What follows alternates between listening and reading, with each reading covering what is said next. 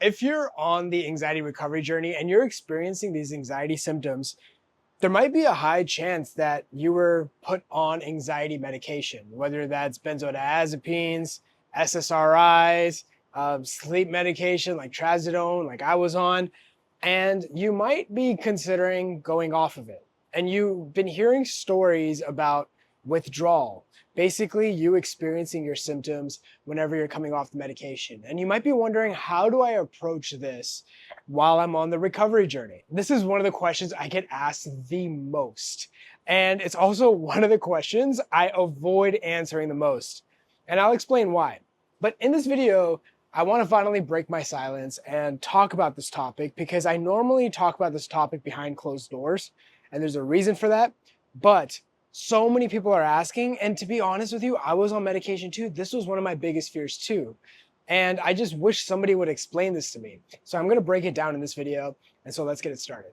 So I want to give you first my experience on the anxiety recovery journey, and specifically with medication, because I was one of those people that got on anxiety medication. Now, growing up, my family and I, we were naturally anti-medication. We felt like you would go to the doctor only in the worst case scenario. We didn't believe in using medication like, a lifestyle adjustment of any sort. We grew up eating very healthy. My mom specifically would not let us have sodas in the house, like none at all. And health and wellness was a big aspect of it. My mom is a registered nurse, at least she was, she's retired now. And because she was a registered nurse, she saw a lot of things in the healthcare system. And so she was very big on alternative medicine in a lot of ways, things like right diet, supplements, doing other things that could help improve the quality of your life. The idea was not to get sick, it was to prevent illness. And so when I started struggling with anxiety, and I started experiencing panic attacks, physical symptoms. I was getting these intrusive thoughts. I was getting these weird emotions. And every time I'd go to the doctors and I would explain what I was going through, I would be talking 100 miles an hour and I would tell them everything. And they would just literally be taken aback and they would just be like, yeah, all you can do is take medication. And I was like, no, I'm not interested in that. They're like, well, that's it. And, I can connect you with a therapist if you're interested. And at that time, I wasn't interested in that too, because my symptoms were so physical, I couldn't believe that this was all in my head. And so when I was on the recovery journey, I started off actually going to a chiropractor. He was a chiropractor naturopath. It was, I think, one of the biggest regrets my parents made when I was on the recovery journey. If we could go back and do it all over again, I think we shouldn't have done that. And that's for a separate reason, but I was going to the chiropractor and naturopath because I didn't want to take medication. And so I went to the chiropractor / naturopath and I was taking a bunch of supplements, everything from GABA, lithium, ashwagandha, all these random things. I don't even remember. It was so many years. These liver cleanses, all these different supplements. I was taking it. By the end, I was probably taking like 12 pills at a time twice a day. It was insane. I'm not even joking. If you're dealing with anxiety or if you know someone that's going through anxiety, you might find there's a huge stash of supplements that they have because that's just what they were told. That's part of anxiety relief. And so I tried all those things. It didn't work. Then I tried going into gut cleanses. Still didn't work. And then I was like, what's going on? And then at this point, the chiropractor's like, yo, I think you need to see a doctor.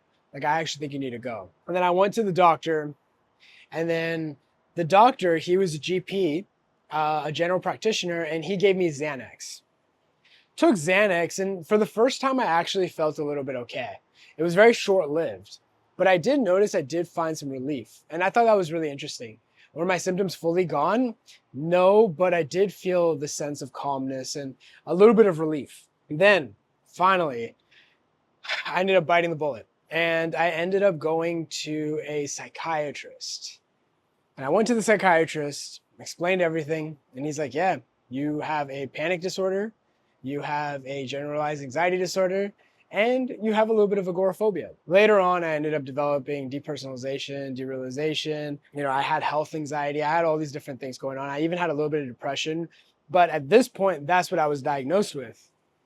And then I said, okay, well, what do I do? And then basically, he gave me medication. And I thought to myself, is this always something I'm gonna have to deal with? And I even asked him. And the doctor really didn't give me a clear answer if this was something I was always gonna have to deal with for the rest of my life. But I ended up getting put on it. And at that time, I was put on Paxil, Trazodone, which was a sleep medication because I wasn't sleeping.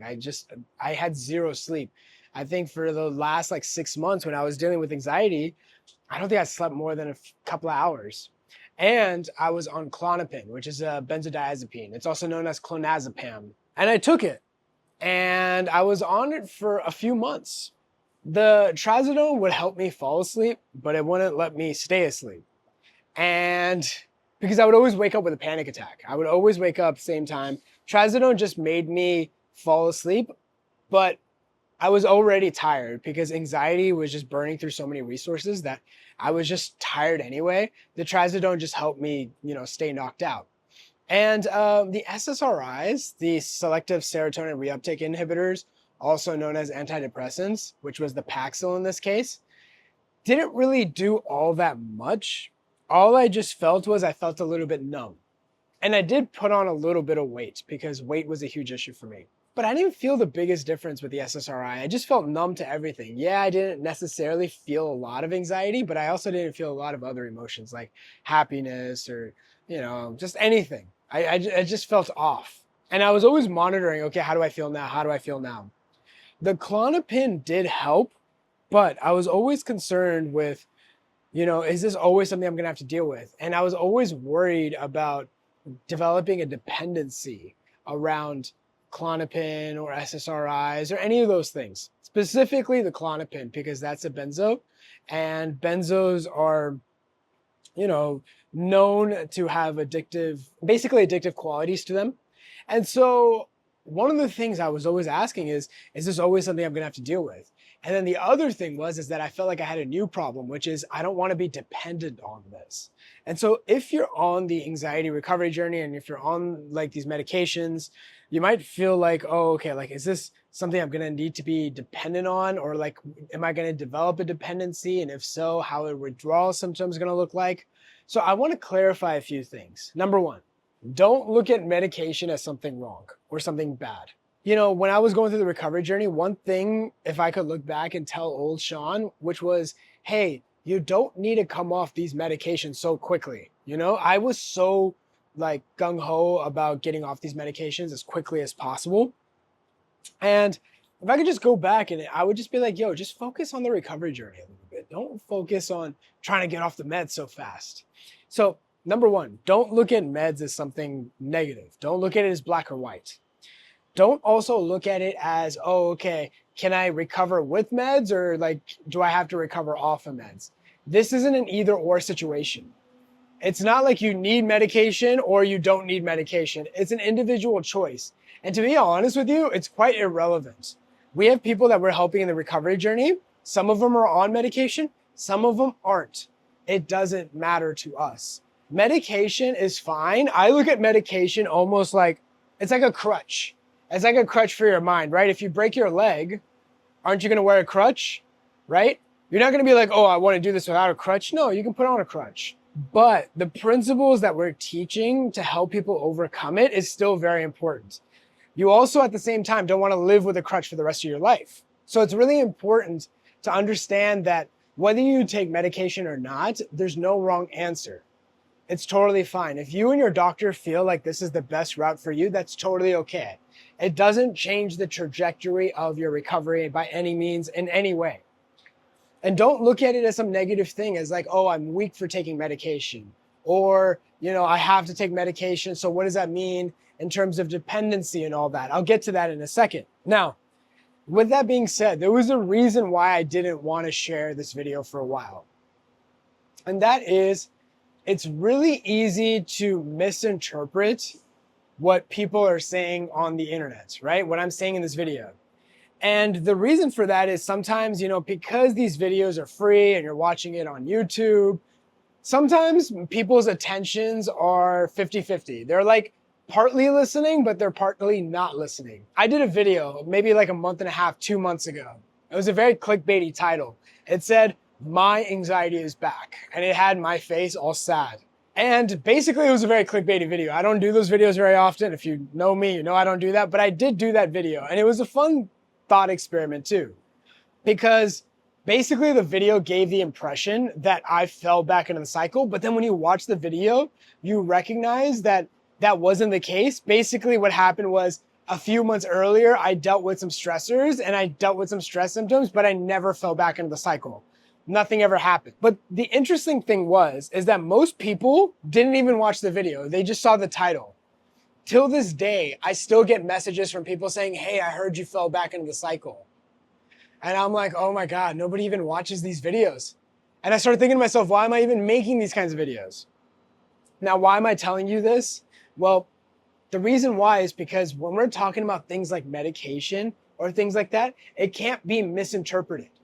And so I am hesitant of talking about these things because if somebody misunderstands because they're not paying attention, like they're going to get the wrong conclusions out of it. And for me and this channel, it's focused on helping people. We don't want to cause more harm, right? And so for me, for a lot of times, it's like, well, just don't even talk about it then. Like save that for members in the mentorship. And it's not like I'm hiding the info, but it's also important that people are receptive when I'm talking about this. This is important stuff, but you know, it has to be the right environment. A person's attention has to be in the right place. They have to have a certain level of receptivity. And frankly, on social media, most people are in a haze. You know, most people are just clicking on things impulsively. They're not really thinking things through. And so I've always been hesitant on it. So that's one of the reasons why I haven't talked about it. But again, this was something that would have really helped me on the recovery journey if I was going through this myself. And so I've decided to make the video anyway, but I want to really discuss the fact that, hey, look, don't use these videos as a substitute for medical advice, right? Don't look at these videos and say, Shaan said this, so I'm going to do this with my medication or something like that. I will never say anything like that. Everybody's different and there's no general sweeping answer. The answer is between you and your doctor. But that being said, a lot of people fear this idea of what happens if I get withdrawals and how do I respond to that? And I understand that logic and I understand that fear. The truth is that benzodiazepines, anti-anxiety medication, does have an addictive quality to it. And so people naturally are worried about, okay, but what if I get addicted? And now that becomes another what if thought. That becomes another fearing, like intrusive thought. So I want to break out a couple of things. First of all, your doctor is very careful about benzodiazepines. Especially here in the United States, we've had a bit of an opioid crisis over the last couple of decades. And what's happened is that doctors are becoming more and more responsible for their patients and making sure they don't overdose or they don't develop dependencies. And so doctors, by law, have to make sure that they can't give medication or lead somebody into this route of developing a dependency on benzodiazepines. What I'm basically saying is there's a lot of regulation in place to make sure that you don't become dependent on these things. And if your doctor is giving you these medications, that trust the fact that they are aware and they are just as much concerned about your dependency on benzodiazepines or SSRIs or whatever it is.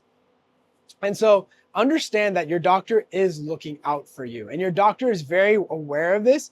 And to be honest with you, your doctor prescribes this a lot. And so he or she is very much aware of the side effects of benzodiazepines and SSRIs. That being said, if you are very concerned and if you're still concerned, it's important to have that conversation with your doctor and explain to them that you are fearing, this idea of having a dependency or having withdrawal symptoms when it comes to anti-anxiety medication or SSRIs. Now, I will talk about the withdrawals in just a second, but I had this fear of dependency. And looking back, I realized that I had really good doctors taking care of me and they were making sure that there wasn't a dependency. Now, the issue of withdrawal.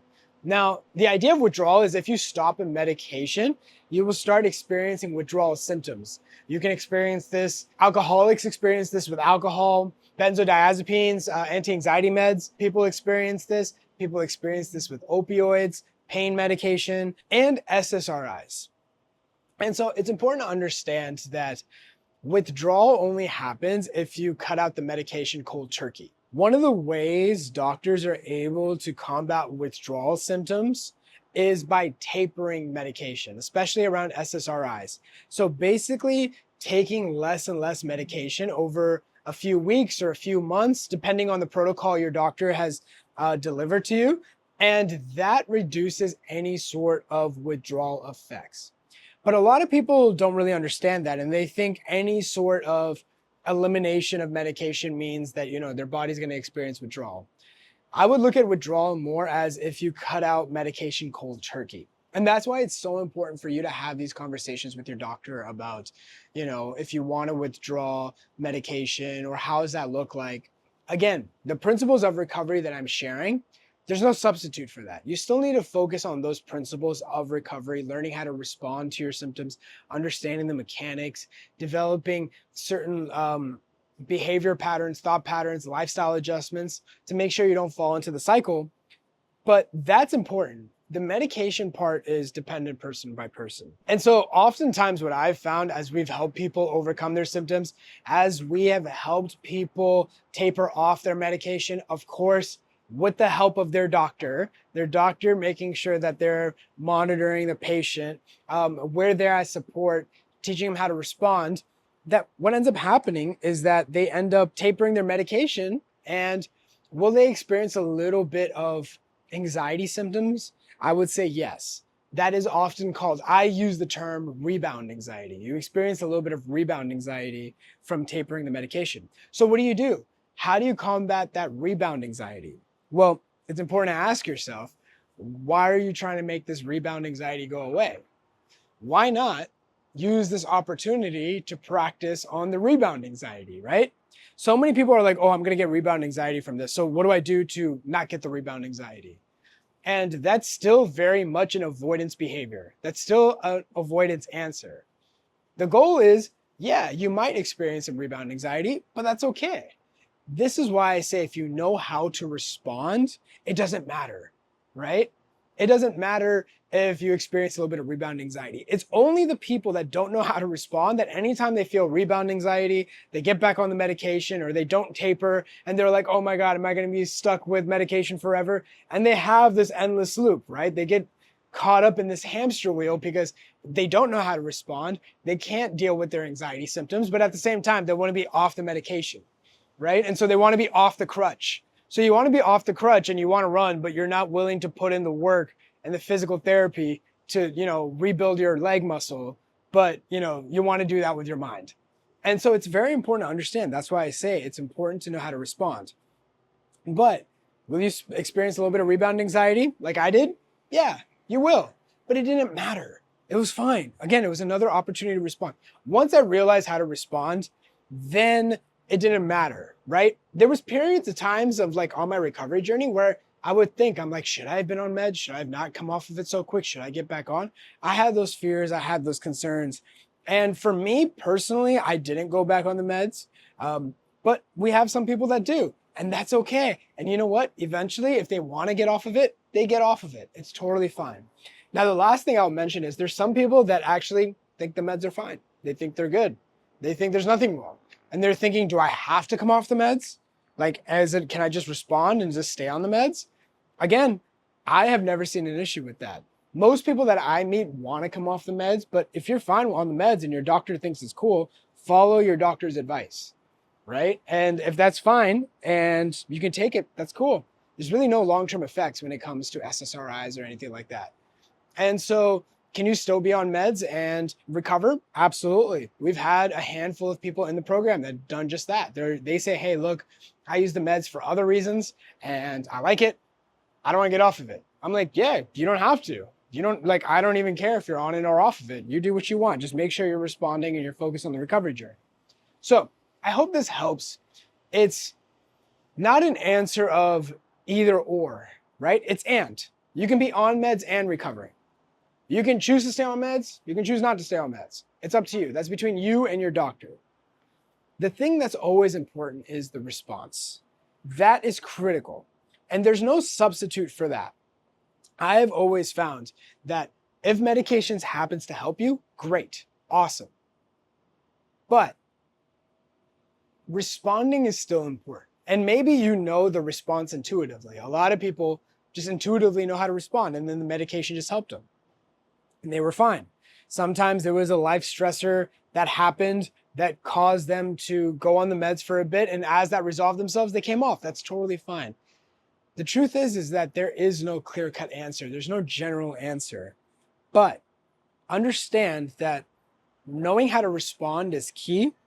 That don't look at medication as some sort of negative, bad thing, that you're weak, or that if you're taking it, you're not going to be able to recover. It doesn't work like that. And don't look at anxiety medication as withdrawal effects. Rephrase it to anxiety rebound symptoms. And if you're really concerned about it, talk to your doctor about it. But don't try to avoid the rebound symptoms. It's part of tapering. And the goal isn't to not experience those symptoms. The goal is to know how to respond when symptoms come up, right? Because the truth is that even if you got 0 rebound symptoms, if you went back to living, you're going to experience anxiety. It's going to come. So if you can't respond to the rebound symptoms, that doesn't mean you're going to work well in when anxiety symptoms come up. But that being said, it's always important. Again, talk to your doctor, work with your doctor. These are conversations between you and your doctor.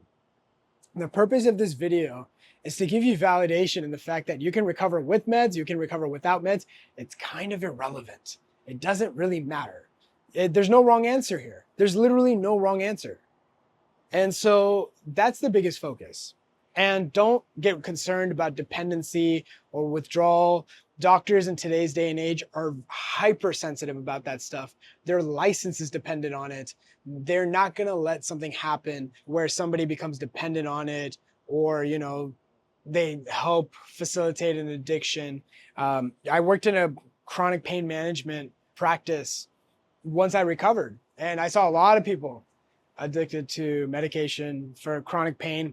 And what was interesting for me too was recognizing that actually a lot of the things they were dealing with was psychological. It wasn't actually like physical pain. But the doctor at that time, the doctor I was working with, was so hyper focused on making sure that they didn't get dependent. And it wasn't just unique to him.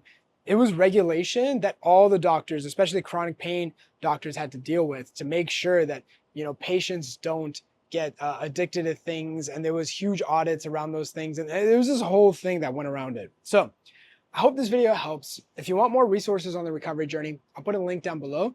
And if you want to focus on the steps of recovery, something I haven't really discussed, make sure to check out this video up here. I'll see you in the next one.